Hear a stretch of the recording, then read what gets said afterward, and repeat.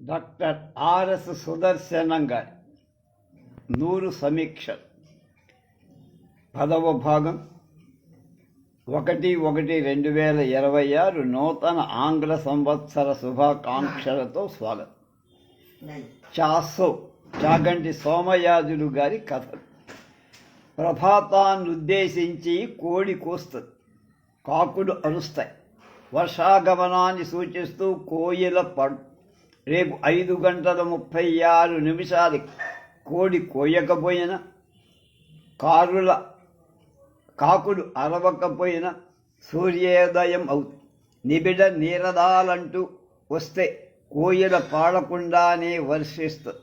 విప్లవ బీజాలంటూ మనుష్యుల్లో ఉంటే కవులు వీరగేయాలు పాడాలా, వెర్రి కేకలెయ్యాలా?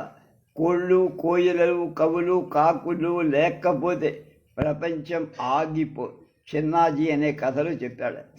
ఈ వాక్యాల్లో సాహిత్య ప్రయోజనాన్ని గురించి చాసో గారి అభిప్రాయం ఏమిటో స్పష్టం. కళా సృష్టి, కావ్య సృష్టి ఆనందాన్ని ఇచ్చినా అంతకంటే అచ్చంగా జీవించడంలోనే, క్షణక్షణం మారే అస్తిత్వంలోనే ఆనందం ఉన్నదని ఆయన చిన్నాజీ అనే కథలో తెల్లం చేసి 2 రోజులు గడిస్తే చిన్నాజీ అమృతప్రాయంలో మధుర క్షణాలు మళ్ళీ లభిస్తాయా? రాక చిన్నాజీ వచ్చింది. కథ వద్దు, కావ్యం వద్దు. చిన్నాజీతో 5 నిమిషాలు షేక్స్పియర్ కామెడీలో రసవంతమైన 5 అంకాల పాటి చెయ్యవా? చాసో రాసిన కథల్లో చిన్న వయస్సులో పొందిన అనుభవాల ఆనందాన్ని గురించి ప్రముఖంగా ఉంది. అవి బబ్బబ్బా, 2 దుమ్మల గుండి, బొమ్మల పెళ్లి, రథయాత్ర, చిన్నాజీ. ఈ కథలో అభ్యుదయానికి సంబంధించిన సిద్ధాంతపు గొడవలు, ఆర్థిక సూత్రాలు ఏం కనపడ. ఎందుకు మారేస్తాను నాన్న అనే కథలో వాళ్ళ పిల్లవాడి చదువు మీద ఉన్న ఆకాంక్షే తండ్రి దారిద్ర్య పరిస్థితిని దిగమించినట్టు చిట్ట జీవితమే ఆర్థిక సూత్రాల మీద విజయం సాధిస్తుందని తీర్పు ఇస్తూ ముగించారు. ఇటీవల అభ్యుదయవాదులు, విప్లవవాదులు ఆర్థిక సూత్రాలకు పూర్తిగా దాసోహం అనేస్తున్నారు. పై కథలో నిర్వేదంతో ఆ తండ్రి పిల్లవాడిని చంపి మూట కట్టినట్టు కూడా చిత్రించడానికి పూనుకొని అటువంటి ముగింపే విప్లవానికి దోహదం చేస్తుందని ధోరణిలో సమర్థించుకుంటారు నేటి విప్లవవాదు. చాసో కథలో ఎటు చూసినా జీవితానికే ప్రాధాన్యం. జీవిత వాస్తవికతలో ఎంతవరకు ఆర్థిక శక్తులకు స్థానం ఉందో అంతవరకు మాత్రమే వాటికి ప్రవేశం లభిస్తుంది. సంప్రదాయం, సంస్కృతి జీవితంలో అవసరమైన భాగం. అలంకరణ, దుస్తులు వగైరా మనిషికి అవసరం అయినట్టే సంస్కృతిపరమైన ఆచార వ్యవహారాలు సామాజిక జీవితాన్ని అందాన్ని, అలంకరణని సమకూరుస్తాయి. మరో విధంగా చెప్పాలంటే హేతుబద్ధమైన తర్కానికి అందని ఆచారాలు ఎందువల్ల నశింపు లేకుండా పరంపరంగా వస్తున్నాయి అనే ప్రశ్నకు సమాధానం ప్రజల మూఢ విశ్వాసం, అజ్ఞానం మాత్రమే అనుకోవడం. అది జీవితాన్ని గురించిన సమగ్ర భావన లేకపోవడం. బొమ్మల పెళ్లి కథలో ముత్తవ్వ తన చిన్నతనంలో పెళ్లి అనే తంతుకి చిన్నతనం నుంచి ఆటలో ప్రారంభించేలా రిహార్సల్స్ జరిగేదో వివరిస్తుంది. ఇటువంటి రిచువల్ కోవకి అంటే సంప్రదాయబద్ధమైన కోవకి సంబంధించిందే రథోత్సవం, తిరునాళ్ళ వంటి సామూహిక సంరంభాలు. అవి లేకపోతే ప్రజల జీవితం లేదు, ఆనందం లేదు. నాస్తికవాదం పేరిట, మత వ్యతిరేక పేరిట ఇవన్నీ లేకుండా చెయ్యాలనుకోవడం మనుష్యుని కేవలం ఆర్థిక సూత్రాల మీద, రాజకీయాల మీద, వాణిజ్యం, పరిశ్రమల వగైరా అభివృద్ధిని మీద ఆధారపడిన ప్రగతి పథంలో నడిపించాలనుకోవడం, చీమల సమాజాన్ని రూపొందించాలనుకోవడం ఈ యుగానికి చెందిన రాజకీయ విశ్వాసాలు. చాసో గారు ఇటువంటి విశ్వాసాలకు లోబడిన సూచన ఆయన రచనలో ఎక్కడా కనబడి. బూర్జువా వ్యవస్థలో, ఫ్యూడల్ వ్యవస్థలో దోపిడీ, ఎక్స్ప్లాయిటేషన్ అంటే ఒకరి శ్రమను మరొకరు అనుభవించరు, ఒక వర్గాన్ని మరొకరు అణిచిపెట్టడం లేదని, కానీ అటువంటి సిద్ధాంతం రాజకీయంగా సామాజికంగా ఆ సందర్భం అని కానీ అనుచితం అని కానీ ఎవ్వరూ అనరు. చాసో గారు కూడా సమాజంలో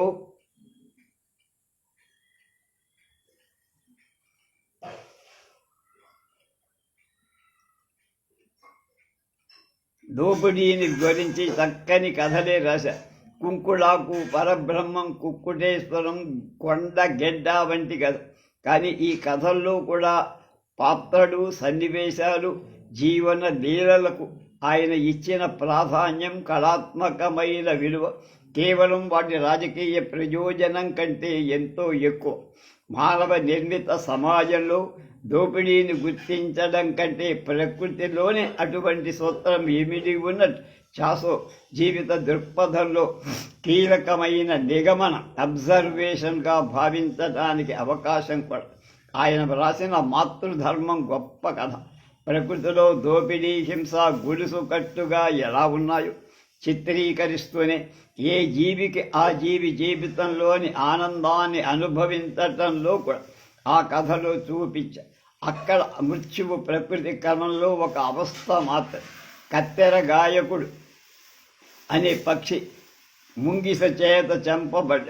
అడకత్తెర పెట్టిన గొడ్లలో 2 గుడ్లు శత్రువులకి ఆహారం అయిన చివరిదైన 3వ గుడ్డు నుంచి మళ్ళీ జీవం బయటపడి కొత్త కత్తెర తెల్ల పుట్టి కాలం తెరగబడి ఋతుధర్మంగా ఇంకో కత్తెర గాయకుడు ప్రకృతిలో విహరిస్తాడు. ఈ ఋతుక్రమానికి మూలాధారం అడకత్తెర నిర్వచించిన మాతృధర్మం. తిరిగి ఆ ధర్మాన్ని నిర్వర్తించడానికి ఈ కత్తెర గాయకుడితో ఆడకత్తెర వ్యవహారం మొదలు. దోపిడీ, హింస, మృత్యువు ఇందులో ఆనందించే పాత్ర ఒకటైతే హింసను అనుభవించే పాత్ర మరొకటి. ఒక స్థితిలో కనిపించిన భిన్న పరిస్థితులు, భిన్న సమయాలు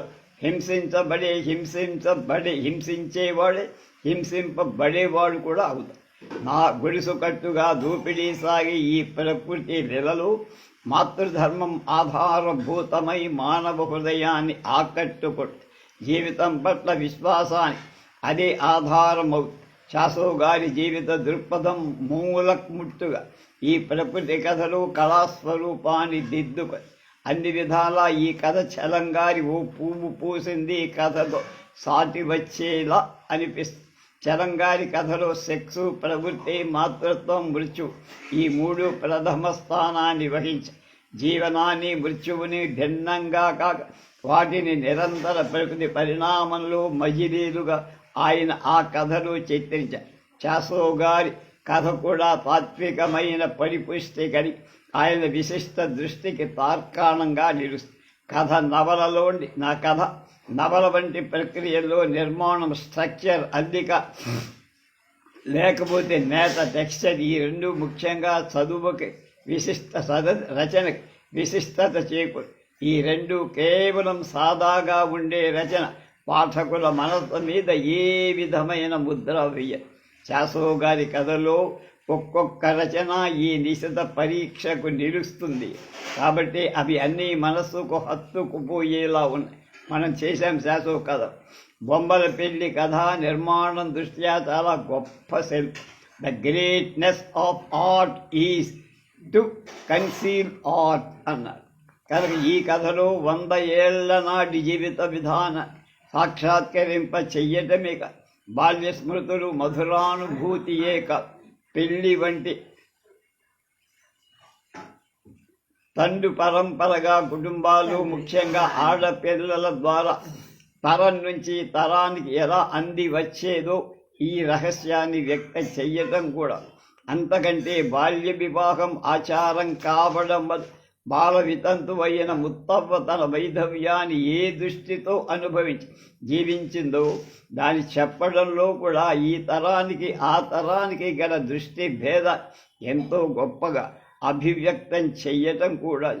ఆడదానికి 5వ తనం లేకపోవడం చేత ఆడదాని బతుకంత హీనం మరొకటి లేదు అని ముత్తవ్వ చెప్పిన ఆవిడ 75వ ఏట పిల్లలకు కబుర్లు చెప్పడంలో, కథలు చెప్పడంలో ఆమెకి జీవితం పట్ల ఎంతటి విశ్వాసం, ఎంతటి అపేక్ష ఉంటూ వచ్చాయో మనకి ఆశ్చర్యాన్నే కలిగి. ఇందులో కథ చెప్పమని అడిగే పిల్లల ఉత్కంఠ, ఒకటి చెప్పబోయి శాఖా చంకరమణంగా ఏవేవో కబుర్లలో పడి మళ్ళీ కథలోకి వచ్చే ముత్తవ్వ ధోరణి చాలా సహజంగా అలవోకగా సాగే కథనంలా కనిపించిన పై చెప్పిన బహుళమైనటువంటి ఇతివృత్త విశేషాల వల్ల దాని నిర్మాణ శిల్పం యొక్క గొప్పతనం మనం ఊహించుకోవాల్సిందే. ఆ అల్లిక లేక నేత అనే విషయం తీసుకుంటే చాసో గారి శైలిలో ఒక్కొక్క వాక్యం ఆణిముత్యమే. కొండగెడ్డ కథలో చివర ఒళ్ళు తెలియక ఊర కుక్కలాగా మురికి రేసు కుక్కలాగా పడి జరిమానా చెల్లించుకున్నాను అన్న ఒక్క వాక్యంలో జరిగిన కథంతా ఇమిడి. కానీ అదే కథకు ముగింపేం కాదు. చివరి వాక్యం కథలో ఆ జరిమానా చెల్లించుకున్న వ్యక్తి విజయాన్ని అయితే ఇప్పుడు జరుగుతున్నది పబ్లిక్ ఎంక్వైరీ అని ముగిస్తా. చాసో వ్రాసే ప్రతి వాక్యంలో సహజ కవిత్వం మెరుపులా మెరుస్తూ మనల్ని చకితుల్ని చేస్తూ ఉంటుంది. రథయాత్ర పెళ్ళున పడిన సముద్రంలా పొంగిపోతుంది. జనం తిరగబడిన కెరటాల్లా ముందు కొట్టుకొస్తూ వెనక్కి వెళుతున్నారు. కేవలం జనం సముద్రంలా ఉన్నారంటే పై వాక్యాల్లోని నైశిత్యం స్ఫూర్తి ఎలా వస్తుంది? బొంగరం ముల్కి అంచు మీదించి కర్రని తిరిగి తికమకగా కొట్టుకుంటూ ఆగిపోయింది అది రథ. బొంగరం తిరగటంలో వేగం తగ్గి చివరి ముల్కి అంచుల మీద కర్ర మీద కొన్ని చుట్టూ తిరిగి పడిపోవడం, అలా వర్ణించడంలో ఆ దృశ్యం సూక్ష్మాతి సూక్ష్మంగా చక్కడం చేసి చూపెట్టడమే కాక ఆ అబ్బాయికి బొంగరం మీద గల మమక, అతని మనస్తత్వం ఇవి కూడా పాఠకుల మనస్సుకి సన్నిహితంగా అవుతాయి.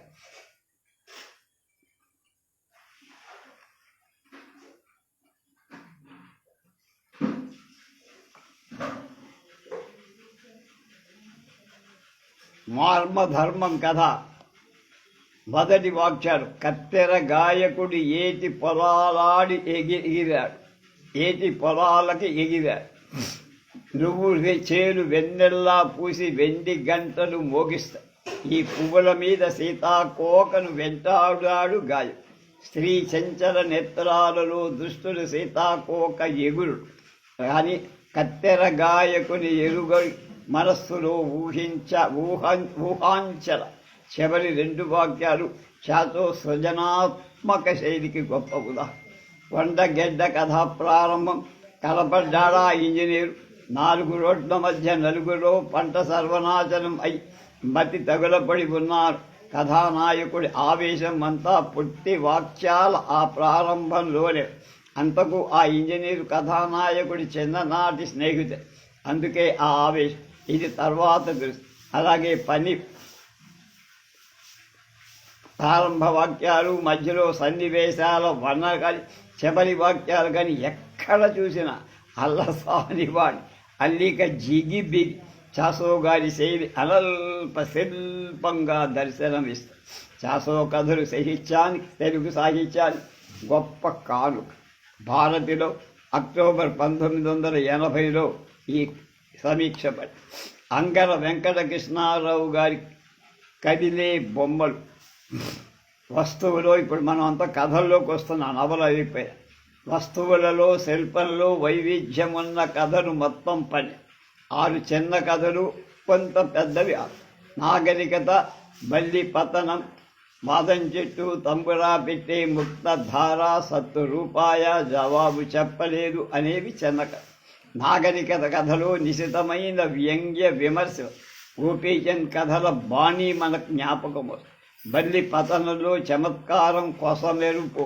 చాలా కాలం కిందట నుంచి ప్రచారంలో ఉండిన నీలకంఠం కథల కోవకు చెందిన కథ ఇది. పరాయి స్త్రీతో శృంగారానికి రంగం సిద్ధమవుతుంది, కానీ చివరి క్షణంలో ఫలం చేతికి అందకుండా దాటిపోతుంది. కథనం మంచి హుషారుగా సాగుతుంది. ఈ కథలో బాదం చెట్టు తంబురా పెట్టే గొప్ప కథ. షెకోవ్ రవీంద్రనాథ్ ఠాకూర్ స్మరిస్త ముక్తధారలో ఎంతో మనస్తత్వ పరిశీలన ఇమిడి గంభీరమైన అభివ్యక్తి.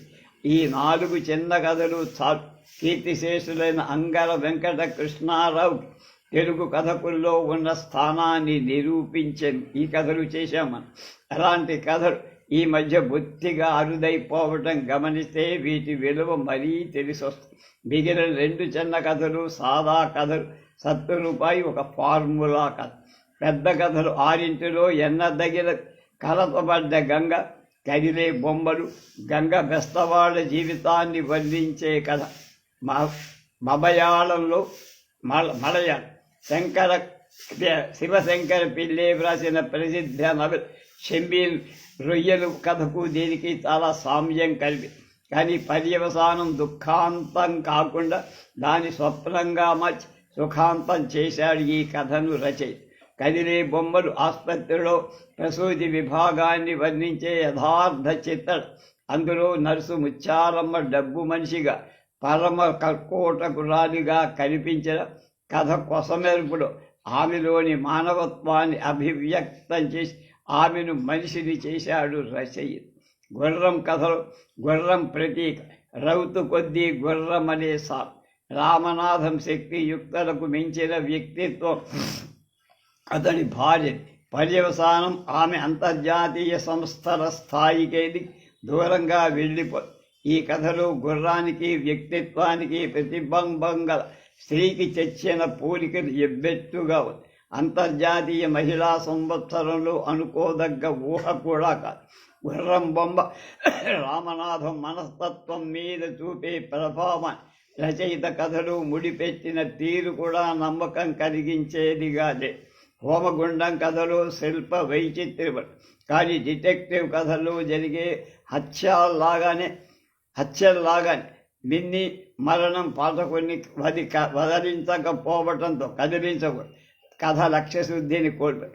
పెద్ద మనిషి కథ రాచకొండ విశ్వనాథ శాస్త్రి కథని జ్ఞాపకం తెలుసు. ఎందుకు కథ కాదు, కథకుని మేనిఫెస్టో, జీవిత పరిశీలన, కథాశిల్పం, వైచిత్రి పట్ల అభినివేశం ఎలా రచయితలో ఒక నిర్దిష్టమైన సామాన్య దృష్టిగా పరిణామం చెందిందో తెలిపే రచన. ఎందుకు అంటే కథకుడు రాస్తున్నది ఎందుకు అని ఈ ప్రశ్న వేసుకోక పూర్వం కూడా వెంకటకృష్ణారావు ఆణిముత్యాల్లాంటి కథలు రాశాడు అనేందుకు ఈ సంపుటిలో ఉన్న మంచి కథలే సాక్ష్యం. ఆంధ్రప్రభ సచిత్ర వారపత్రిక 1/10/75. ఆకురాలే కాలం, ఇచ్ఛాపురపు జగన్నాథరావు. చేయి తెలిగిన కథారచయిత ఇచ్ఛాపురపు జగన్నాథరావు 18 కథల సంకలనం ఇది. 64 పుటల నిడివిగల ఆకులు రాలే కాలం అనే పెద్ద కథ నుంచి 8 పుటలు ఇమిడిన చీకట్లో పారిజాతం అనే చిన్న కథ వరకు రచయిత దైవ విశిష్ట కథాశిల్పం, ఏకైక ఇతివృత్తం. ప్రతి కథలో ప్రస్తుతాన్ని గతాన్ని పడుగు పేకలుగా చేస్తూ తన నేతలో ఒక అందమైన డిజైన్ రూపొందించి తద్వారా జీవన వైచిత్రికి కథాస్వరూపాన్ని సృష్టించి హృదయైక వేద్యంగా రసానుభూతి కలిగిస్తాడు జగన్నాథరావు. ఈ కథలన్నీ స్త్రీ అనే వీణ మీద మీటెన రాగ. అన్నిట్లోనూ యువతీ యువకుల భార్యాభర్తల భావ అనుబంధం. ఎక్కడా విషయాలాపలాలస తమకం కనిపి. శరీరాన్ని కోరడం కాదు, మనసుని అన్వేషించడమే కనిపిస్తుంది. స్త్రీని ఇతివృత్తంగా తీసుకున్న ప్రసిద్ధ కథా రచయిత చలం బుచ్చిబాబులు జగన్నాథరావుకు చాలా భేదం. ఒక విధంగా వారి కంటే ఆధునికుడు Jagannath. Chalam romanticism, Buchibabu Freudian psychology. కానీ జగన్నాథరావు కథని ప్రశంసలే. చలం బుచ్చిబాబు రచనలో స్త్రీ జీవితం కంటే పెద్ద. జగన్నాథు రచనలో స్త్రీ జీవితంలో ఒక పాత్ర, ఒక వైచిత్రి, ఒక వెలుగు, ఒక బాధ. అందువల్ల ఇక్కడ స్త్రీని కూర్చిన ప్రత్యేకమైన దృక్పథం అంటూ సూత్రీకరించనిదేమీ లేదు. క్షేత్రయ్య పదాలు మువ్వ గోపాలు ప్రతిఫలించినట్టే జగన్నాథరావు కథల్లో స్త్రీ ప్రతిఫలిస్తూ ఎక్కడికక్కడి ఒక రసానుభూతి రస్సు వై సహ అన్నారుగా. కథను చదివిన తరువాత వ్యాఖ్యానం తప్ప. ఈ కథల్లో వాచ్యంగా చెప్పబడిన దానికంటే ధ్వనిగా స్ఫురింప చెయ్యబడిన అర్థమే ఎక్కువ ఆ స్ఫురణ పఠిత యొక్క ప్రతిభా వ్యుత్పత్తుని పరీక్షించేదిగా కూడా. పైగా వ్యాఖ్యానానికి సంపూర్ణత్వం ఎలాగా అసాధ్యం. ఆకురాలే కాలం అనే సుదీర్ఘమైన కథ నవలగా వ్రాయబడితే అందులో పాత్ర వైశిధ్యం ప్రాధాన్యం వహించే.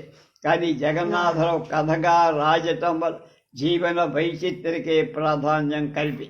ఈ కథలో పాయింట్ రజ్జు, సర్పభ్రాంతి, ముపాసా నెక్లెస్ కథలలో నకిలీ నెక్లెస్కి అసలైన నెక్లెస్గా భావించటం ద్వారా జీవితాన్ని వ్యయపరుచుకున్న దంపతుల శివరాం తన తొలినాటి తొందరపాటు ప్రేమించిన శాంతి ఆమె ఇష్టానికి విరుద్ధంగా అనుభవించి మరుసటి రోజు ఆమె నూతిలో పడ్డదని విని పలాయనం చిత్తగించడం భారంగా మోస్తూ జీవితాన్ని వ్యర్థం చేసుకుని ఆ భారాన్ని మోస్తూ ఉన్న అతని వ్యక్తిత్వానికి ఆశ అనే అమ్మాయి ఆ ఆట వస్తువు ఎదురు తిరిగితే వసంత అతని రహస్యాన్ని అరికట్టడమే ఆకలించుకునే ప్రయత్నంలో దగ్గరగా వచ్చిన దీపపు పొరు. చివరికి శివరాం తన ఊరు వెళ్ళి శాంత మరణించలేదని, శాంత ఆనాటి అనుభవాన్ని మరిచిపోయిందని తెలుసుకొని తిరుగు వచ్చి వసంతతో విషయం చెప్పు.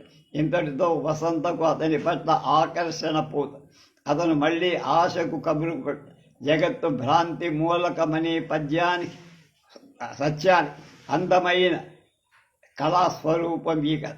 ఇందులో వసంతకు శివరాముకు మధ్య ఆకర్షణకు ఎక్కువ స్థానం కల్పించి వారిద్దరి మధ్య గల అనుబంధాన్ని చీకట్లో చిందులాటగా సాగదీయటంతో పఠితను ఆకర్షిస్తాడు రచయిత. చీకటిపోయి వెలుగు రాగానే ఏముంది, పాము అనుకున్నది కాస్త తాడు. భ్రాంతితో పాటు రసవంతమైన నాటకం కూడా ముగిసి విషాదాంతంగా ముగియాల్సిన తొందరపాటుతో చేసిన సాగసం కాస్త సుఖాంతంగా కలలు ఫలించేంత సంతోషదాయకంగా పరిణామం చెందే జీవిత వైచిత్రిని సూచిస్తుంది జ్ఞానం. జ్ఞానానికి బొమ్మ బొలుసులాగా మనిషిలో మానవత్వం పశుత్వం ఉండాలి. ఇతరుల్లో పశుత్వాన్ని చూసిన రాజ్యానికి శర్మ మానవత్వం పరంగా కలిపి. కానీ శర్మకి తన పశుత్వము అది తెచ్చిన భంగపాడు ఆమెకు తెలియని తృప్తి. ఒకరి కళ్ళకొకరు మూర్తీభవించిన అదృష్టంగా కనిపిస్తారు.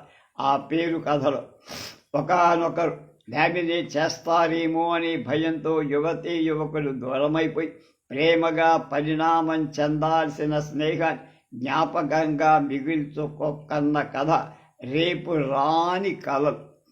దాంపత్యంలో ఒకరినొకరు డామినేట్ చెయ్యటం మీద కొన్ని నిర్దిష్టమైన కథలున్నాయి. డామినేట్ చెయ్యబడుతున్న భర్త మరో వన్నేలాంటితో పరిచయం కోసము, మరో మాతృమూర్తి లాంటి స్త్రీ వాత్సల్యం కోసము ఎగబడటం సహజమట. కానీ అలా చేసిన తప్పుని భార్య దగ్గర ఒప్పుకోవడం కానీ, సులువుగా దొరికిపోవటం కానీ జరిగింది. భార్యకు అతను మరీ లోకువైపోతాడని బోధించే కథ ఈ పొరపాటు చెయ్యరు. అందులో మాతృమూర్తి స్థానం వహించి ఒక కాపురాన్ని సరిదిద్దబోయిన సుజాత తన భర్తకి ఆ నీతిని బోధించడం, వార్నింగ్ ఇవ్వడం మరీ సారస్యంగా. మనిషి మమత అనే కథలోను సుజాత భర్త చేత సిగరెట్ మాన్పించాలనే ప్రయత్నం చేసి అది సఫలమయ్యాక అమిత అనే స్నేహితురాలు పరస్త్రీగా ఆ పని చేస్తే సహించలేక మళ్ళీ భర్త చేత సిగరెట్ కార్పించి భర్త తనవాడనే తృప్తి. శ్రీమతి సుజాత కథలోని సుజాత ఏ వస్తువై మగవాడైనా భర్త మరొకళ్ళకి కావలసి వస్తేనే అందం, ఆకర్షణ అంటూ జీవిత మాధుర్యం తాలూకు రహస్యాన్ని చెప్పు. అలా చాలా కథల్లో కనిపించే సుజాత మునిమాణిక్యం కథలో కాంతంలాగా ఒకే వ్యక్తి, ఒకే పాత్ర కాదు.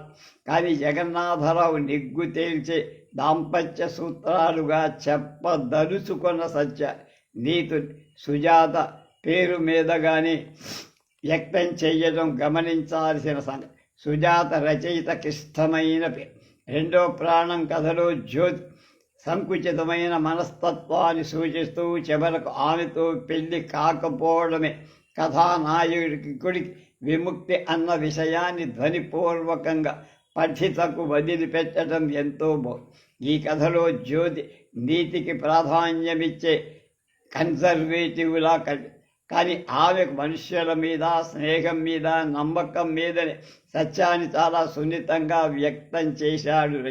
ఔదార్యం నీతి అంటే ఏమిటో రమేశ్వర్ ద్వారా ఆయన భార్య రూపా ప్రేయసి ప్రియం వదల ద్వారా వ్యక్తం చేశారు. ఇక్కడ వైచిత్రి అందమైన స్త్రీ భార్య, అందం లేని స్త్రీ ప్రియురాలు కావు. ప్రతి కథలో ఎక్కడో తాళం చెవి లాంటి వాక్యం ఒకటి దాచి ఉంచుతాడు. ఈ కథలో అలాంటి వాక్యం అన్ని సౌందర్యాల కన్నా ఆత్మ సౌందర్యం గొప్పది అని కథానాయకుడు జ్యోతితో తన కథలో మొదట్లో రమేశ్వరన్ గురించి అంటారు. దాని విస్తరణే ఈ కథాస్వరం. చీకట్లో పారిజాతం అన్నిటికంటే చిన్న కథలు కథకుడికిచ్చిన తాళం చెవి, కథ చివర ఉన్న దాన్ని పట్టుకోకపోతే కథ అర్థమిక. దంపతులు భార్య పుట్టినరోజు సెలబ్రేట్ చేయడానికి చీగలు నగలు షాపుకు అన్నీ తిరిగి చివరకు ఒక సాదా వాయిల్ చీర కొని ఇంటికి వస్తాయి. కథ మొదటి నుంచి వాడు చాలా ధనవంతులనే వాళ్ళ మాటల ద్వారా మళ్ళీ చదివితే రెండర్థాలు చాలా చోట్ల కనిపిస్తాయి. తిరిగి వచ్చాక భార్య అలసిపోయారా అంటూ భర్త కాదు రాధా మన నాటకం తలచుకొని నవ్వుకుంటున్నాను. వాడు బతికి చెడ్డ వాళ్ళని వాడు చెప్పుకున్న మాటల్ని రచనలు ధనవంతుల్లా ఊహించుకొని నాటకం ఆడటమేనని బోధపడి భార్య అంటుంది సమాధానం. అలా మళ్ళీ నిజంలోకి వచ్చాం. అయినా అంత సిరి సంపదలు మనకి ఎందుకండి?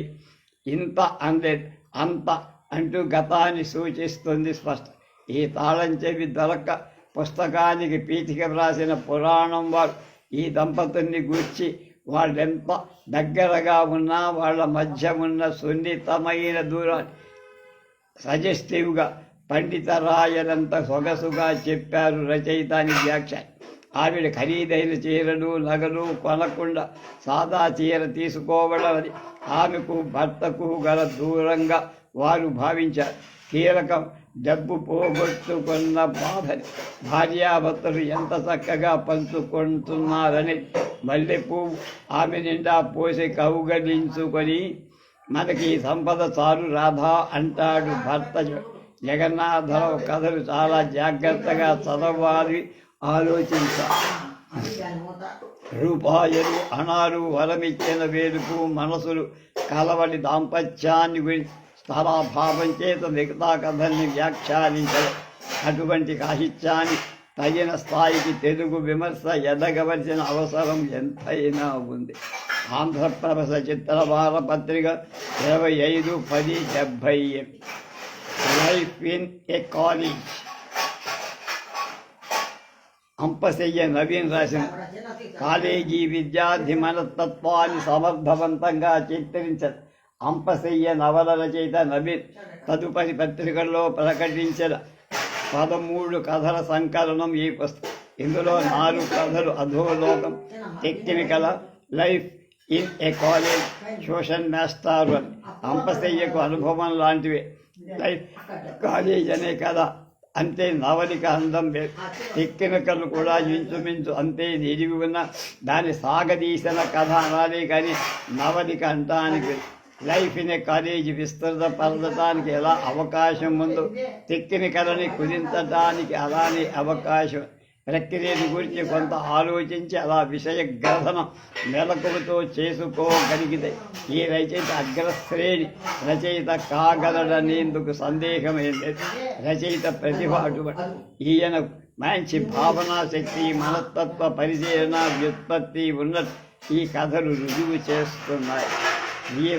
తీరిన కోరిక, వేట, కసి, రెండో పెళ్లి, హత్య అనే కథలు రచయిత మనస్తత్వ పరిశీలన అభివ్యక్తం చేస్తారు. మనస్సును మర్చి బాధించే ఒక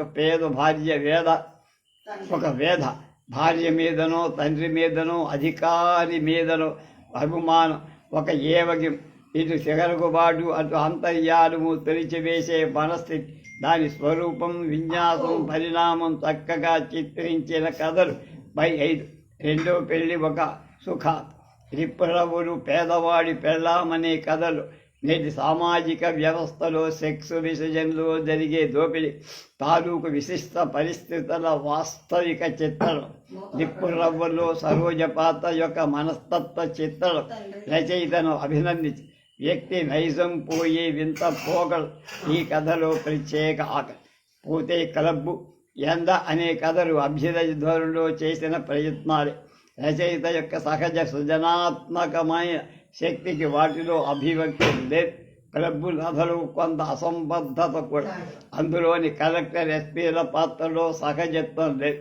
చైతన్య స్రవంతి పద్ధతిలో స్ట్రీమ్ ఆఫ్ కాన్షియస్నెస్ కథను రూపొందించిన కథ అధోలోకం ఒకటి. తీరిన కోరిక టెక్నికల్ కథలు ఆ పద్ధతిని మామూలు పద్ధతిలో మిశ్రమం చేసి ఉపయోగించిన తీరు బాగానే ఉంది. చైతన్య స్రవంతి పద్ధతిని ఒక వ్రతంగా కాక శిల్పంగా సందర్భోచితంగా ఉపయోగించుకోవడం నవీంచేస్తున్న ప్రయోగాలు అభ్యుదయంగా ఉన్నాయి, బాగు అని మెచ్చారు సుదర్శనంగా. ఆంధ్రప్రభ చిత్ర వారపత్రిక 25/2/76. రంగుటద్దాలు, శీలా వీర్రాజు గారు. రంగుటద్దాలు మృత్యువు నవ్వుతారు, ఉరితీయబడ్డ నిజం, చీకటి మడతలు. ఈ సంపుటి 4 కథలు ఇతివృత్తం, స్త్రీ మనస్తత్వ పరిశీలన. ఈ కథకుడి మీద బుచ్చిబాబు ప్రభావం ఎక్కువ, కానీ శైలిలో, అనుభూతిలో కథకుడి వ్యక్తిత్వం ప్రత్యేకత స్పష్టం. స్త్రీని గూర్చిన మధురమైన సంవేదనలు కథా సంవిధానాన్ని మలచటంలోనూ బుచ్చిబాబు ఛాయలు బాగా కలపడి. ఈ సంపటికి బుచ్చిబాబు కథకుని వ్యక్తిత్వం అనే శీర్షికతో పరిచయం రాశారు. తనతో తాను సమాధానం కుదుర్చుకున్న రచయిత సిఆర్రాజ్ సమాధానం కుదుర్చుకోవటంలో ఎంతటి సంఘర్షణ, బాధ, మానసిక వ్యధ ఉన్నాయో అతనికి తెలుసు. రచయిత తన అంతరంగంలో మునిగిపోయి ఊహలో తపస్సు లాంటిది అనుభూతిని సాక్షాత్కరించేసుకోవాలన్న తన తపనతో పూనుకొన్న కథలు చెబితే ఆ వాక్యాలు న్యాయంగానే ఉన్నాయంట. రంగుటద్దాలు కథలు పురుషులతో చెలగాటాల వసంత వ్యక్తిత్వాన్ని, ముగ్గురు పురుషుల విభిన్న దృక్కోణాలను చిత్రిస్తూ అందులోని ఏకత్వాన్ని, మంచిని నిరూపిస్తూ ఆమె జీవితంలోని విషాదాన్ని చివర నిగ్గు తేల్చి చూపడం ఎంతో చక్కగా. మృత్యువు నవ్వుతోంది. కథకు ఆలంబనమైన భావం, తాత్కాలికమైన ఆనందానికి ఒక వ్యక్తి జీవితాన్ని నాశనం చేసిందని కోపం వచ్చినా తన జీవితాన్ని కూడా నాశనాన్ని కొని తెచ్చుకున్నంత తెలివి తక్కువ అయిపోయినదు ఆమె మీద జాలేసింది. జీవితాలు చాలా విలువైన, అవి చెలగాటం ఆడడం కోసం నియమించబడల.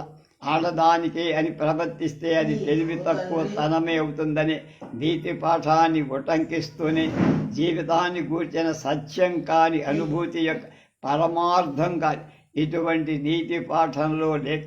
మరోసారి ఆలోచించి చూడండి అని హెచ్చరిస్తున్నట్టుగా కథ ముగించారు. ఈ చివరి వాక్యంలో వెళ్ళిపోతున్న మాట వీడ్కోలు ఇస్తున్నట్టుగా జాలిగా మృత్యువు నవ్వుతోంది. ఎవరిని గురించి ఎవరు జారి పడుతున్నట్టు మృత్యువే నీతి పాఠాలతో బతికి మనుషుల్ని చూసి జాలిపడి నవ్వుతోంది. తాత్కాలికమైన ఆనందం జీవితం అంటూ త్రాసులో పెట్టి తోదడం సాధ్యమా అని సవాలు చేస్తోంది ఈ కథ. ఉరితీయబడ్డ నిజం అనే కథలో మంజరి చరిత్ర స్త్రీ మనస్తత్వంలోని ఒకానొక గుణానికి చక్కని రూపకల్పన. అది స్వాభిమానం. చాపల్యం వల్ల జరిగిన ఒక్క పొరపాటు ఫలితంగా ఏర్పడిన పరిస్థితులు ఆ స్వాభిమానం నిలదొక్కునే చేసే ప్రయత్నమే నిజాన్ని గురితే. చీకటి మడతలు కథ కొంత కృత్రిమంగా, అందులో రహస్యంగా ప్రేమించి ప్రేమను వ్యక్తం చేసే ధైర్యం లేకపోవడం, ఇద్దరి స్త్రీలలో ఒకరి జీవితంలో రాజీ పడటం, మరొకరు పడలేకపోవడం కాదు. కానీ అంతకంటే కథకుడి చివర పొందే తృప్తి నాకు చెప్పలేనంత ఆనందమై. ఇద్దరి చేత ప్రేమించబడ్డ అదొరకైన గర్వం అనే వాక్యాలే కథకు ముఖ్యంగా కనిపిస్తాయి. కొండను తవ్వి ఎరుకను బట్టినంత హంగామా జరిగిన అలా కొండను తవ్వటము ఒక రకం మనస్తత్వమే అని నిరూపించడం. జీవితం అంటే ఊహకు, తర్కానికి, నీతికి అందని లోతు మెరుకలు, అనుభవాలు సంకీర్ణం చెందిన గంభీరమైన గహనమైన విషయంగా ఈ కథల్లో నిరూపించడం జరిగింది. ఈ కథల్లోని స్త్రీ పాత్రలు పొందిన ఓటమి ఒక విధంగా వాళ్ళ మనస్తత్వాలకు సంబంధించిందే అయినా అందులో అదృష్టం నిర్వహించిన పాత్ర లేకపోవడం. దాంతోపాటు పురుష లోకానికి స్త్రీని గురించి ఉండే ఊహ అపోహలు కూడా స్త్రీల జీవితం మీద ఎటువంటి ప్రభావం చూపిస్తాయో వ్యక్తము. ఈ కథల్లో స్త్రీ హృదయాన్ని గూర్చిన రచయిత జిజ్ఞాస, తీవ్ర మననశీలత ఈ కథలో ప్రత్యేక లక్షణం.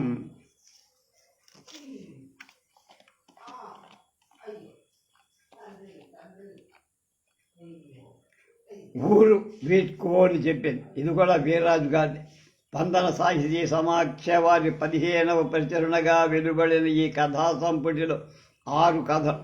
గుర్తించని త్యాగాని గుడ్ బై, ఊరు వీడ్కోలు చెప్పింది, ఓడిపోయాక, నీడ, చావద్దు, చాప కింద నీరు అన్ని కథలు ఒకే పద్ధతి సదాశిల్పం పరిణతి చెందిన స్థాయిలో కనిపిస్తుంది. ప్రతి కథకు కొసమెరుపు ప్రాణం, ఉత్కంఠని పోషించడంలో ముందే తెలియకుండా జాగ్రత్త పడటంలో, పాత్రలను ఔచిత్యమెరిగి తీర్చిదిద్దడంలో నిర్దిష్టంగా ఉన్నాయి కదా.